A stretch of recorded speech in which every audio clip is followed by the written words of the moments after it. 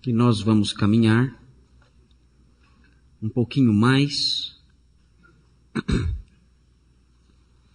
na primeira carta do apóstolo Paulo aos Coríntios, que é uma carta repleta de lições para a vida da igreja, para a vida dos crentes em particular.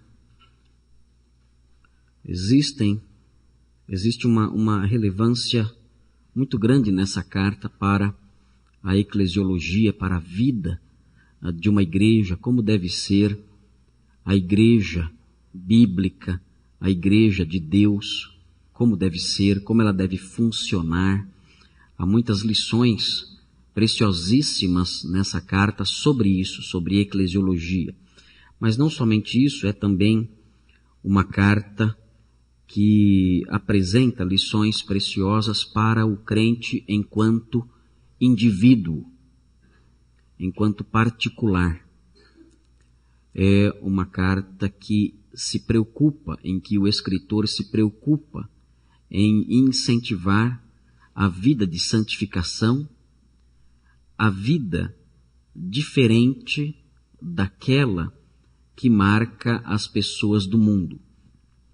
Isso aconteceu de modo especial na cidade de Corinto, porque a cidade de Corinto materializava, por assim dizer, todo o modo de vida pagão, tudo o que havia de mal e de perverso na sociedade pagã antiga, tudo o que havia de imoral, de errado, de reprovável aos olhos de Deus, estava presente naquela cidade.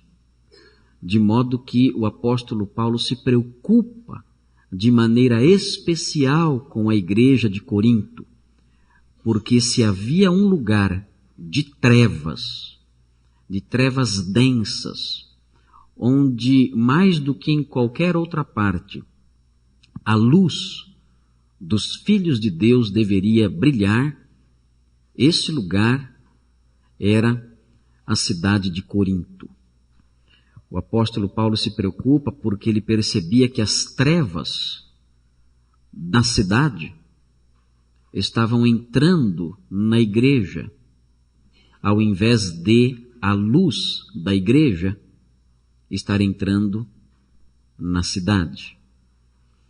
Por isso ele se preocupa e por isso ele é bastante veemente, muitas vezes severo, muitas vezes ele fala de maneira até pouco delicada com os coríntios, porque ele estava bastante preocupado e em alguns momentos até irritado ao perceber que numa cidade tão terrível como aquela, os crentes que deveriam brilhar como luz não estavam cumprindo o seu papel.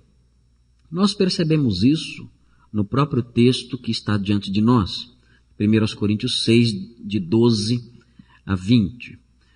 Nós vamos fazer a leitura do texto como um todo, depois vamos apresentá-lo por partes.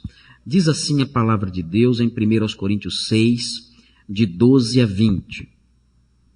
Tudo me é permitido, mas nem tudo convém. Tudo me é permitido, mas eu não deixarei que nada me domine. Os alimentos foram feitos para o estômago, e o estômago para os alimentos. Mas Deus destruirá ambos.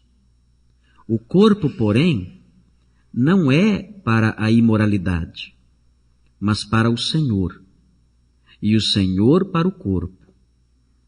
Por seu poder, Deus ressuscitou o Senhor e também nos ressuscitará. Vocês não sabem que os seus corpos são membros de Cristo? Tomarei eu os membros de Cristo e os unirei a uma prostituta?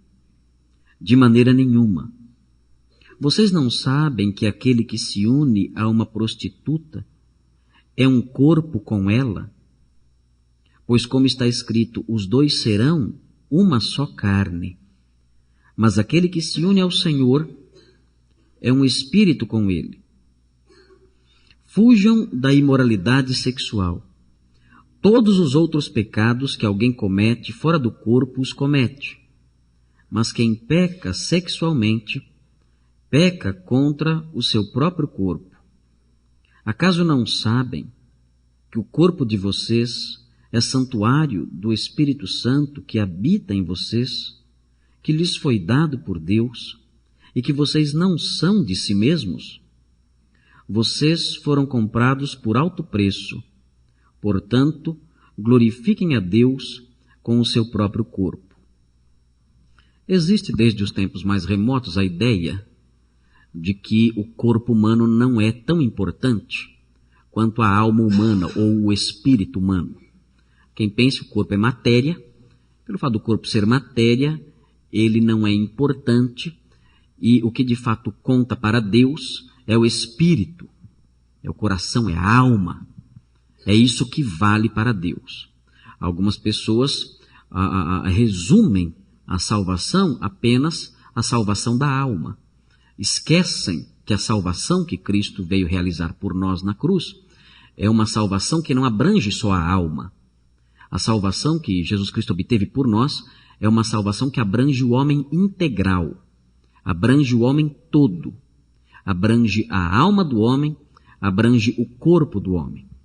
No primeiro século, as ideias acerca da pouca importância do corpo ou de qualquer tipo de matéria, qualquer coisa que não fosse espiritual, eram procedentes de uma filosofia chamada gnosticismo. Havia uma espécie de gnosticismo embrionário no mundo do Novo Testamento. E esse gnosticismo dizia o seguinte: as coisas que você faz com o corpo é mau, o corpo não presta, e as coisas que você faz com o corpo, com esse veículo que você tem, que é o seu corpo, não afetam a sua alma. De modo que você não tem que se importar com as coisas que você faz com o seu corpo.